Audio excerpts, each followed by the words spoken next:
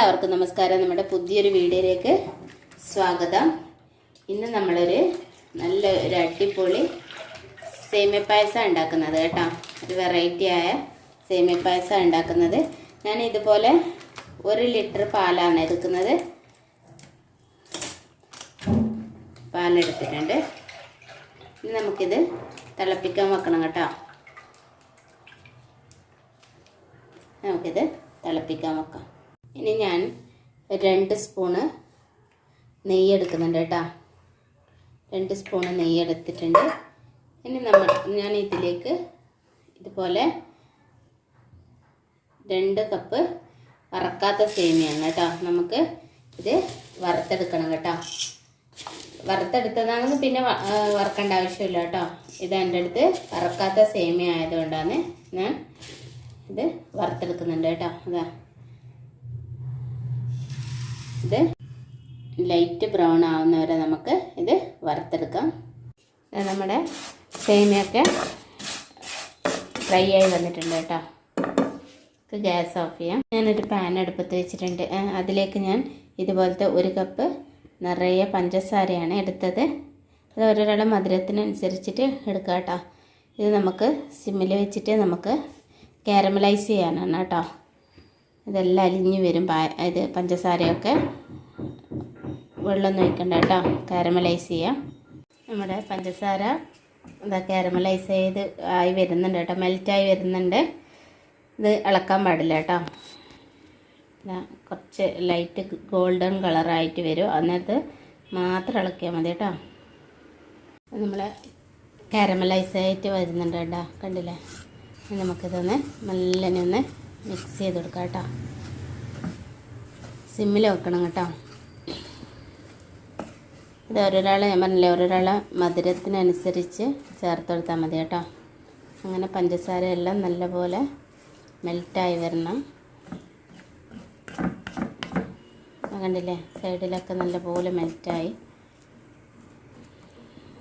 മൊത്തം മെൽറ്റാവട്ടെ കേട്ടോ. നമ്മൾ പഞ്ചസാരയെല്ലാം കാരമലൈസ് ആയിട്ടുണ്ട്. ഇനി നമുക്ക് ഇതിലേക്ക് ഞാൻ ഒരു ചെറിയ കപ്പിൽ നെയ്യാണ്, പശു നെയ്യാണ് ചേർത്ത് കൊടുക്കുന്നത് കേട്ടോ.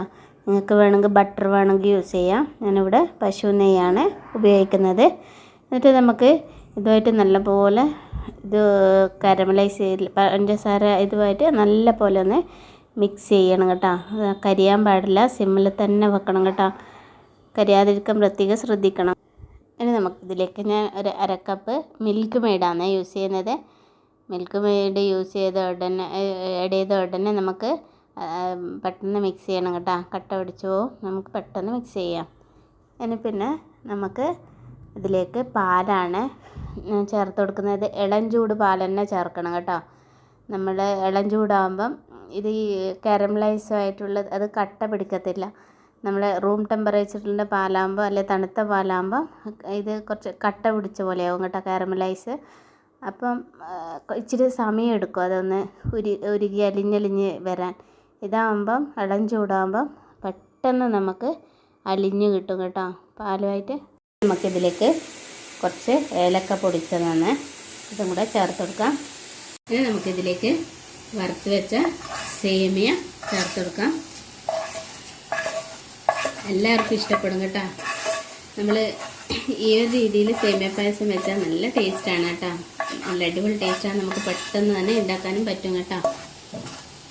ഇത് നമുക്കിങ്ങനെ മിക്സ് ചെയ്ത് കൊടുക്കാം. കുറച്ച് വേവട്ടെ കേട്ടോ.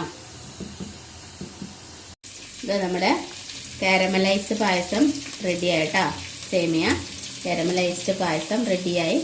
ഇനി നമുക്കിതിലേക്ക് കുറച്ച് കശുവണ്ടിയും മുന്തിരി ഇത് അണ്ടിപ്പരിപ്പും കശുവണ്ടിയും നല്ല അണ്ടിപ്പരിപ്പ് മുന്തിരിയും കൂടെ നെയ്യിൽ വറുത്തിടാം കേട്ടോ. നമുക്ക് ഗ്യാസെല്ലാം ഓഫ് ചെയ്യാം. ഞാനിതിലേക്ക് അണ്ടിപ്പരിപ്പും മുന്തിരിയാണ് ഇത് നെയ്യിൽ വറുത്തെടുത്തത് കേട്ടോ. നല്ല അടിപൊളി കാരമലൈസ്ഡ് പായസം റെഡി ആയിട്ടുണ്ട് കേട്ടോ. കണ്ടില്ലേ? നല്ല ടേസ്റ്റാണ് കേട്ടോ. കഴിക്കാനും ടേസ്റ്റാണ്. എല്ലാവരും ഒന്ന് ഉണ്ടാക്കി നോക്കണം. ഞാൻ ഇതൊന്ന് സെർവിങ് ബൗളിലേക്ക് മാറ്റട്ടെ കേട്ടോ.